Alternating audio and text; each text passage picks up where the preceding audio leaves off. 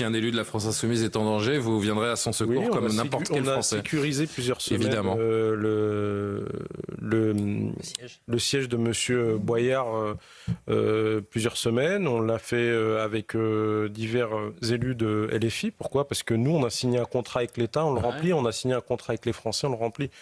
Eux, à part nous attiser une haine, mais je pense que là, dans ces propos, moi, la politique, ça m'intéresse pas trop, mais par contre, je me sens... Enfin, le policier, je pense qu'il doit se sentir visé quand il entend ces propos-là.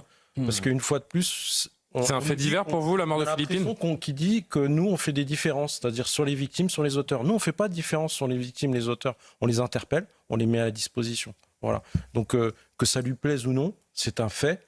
On a du mal en France à gérer l'immigration. Quand on parle des 50 000 ou par an au QTF, donc c'est important de préciser, parce que je crois que les gens, ils n'ont pas encore tout à fait compris 134. que les gens qui ne vont pas en CRA, on ne demande pas de laisser passer.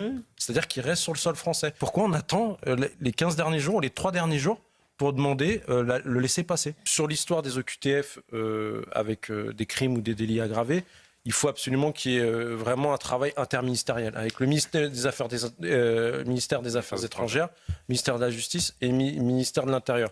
Maintenant, si les politiques aussi prennent pas leurs responsabilités, on l'a vu tout à l'heure avec l'allocution du député LFI, à un moment, il faut aussi arrêter de faire des généralités sur la police et sur les forces de l'ordre.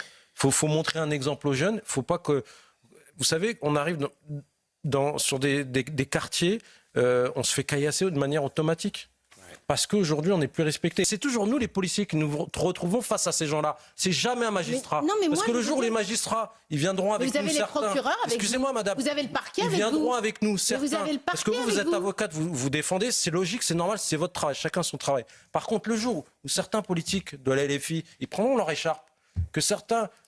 c'est pas valable pour tous les magistrats, hein, je précise. Mais certains juges viennent avec nous dans les quartiers, et même avec leur tenue, ils vont comprendre les guerres d'hôpital, enlevez-nous les bateaux pavés, enlevez-nous les tapages, on doit nous délester de certaines missions, si on ne nous augmente pas l'effectif pour faire ces missions-là. Voilà, que la BAC fasse le travail de BAC, que les brigades territoriales de contact fassent du contact avec les gens. Parce que les gens qui sont dans les quartiers, on parle souvent des dealers, mais on oublie les gens qui sont dans les quartiers. Eux aussi, ils ont le droit d'avoir une police. Il faut arrêter de rendre les gens faibles, il faut les rendre beaucoup plus forts. Donc arrêtons de les victimiser.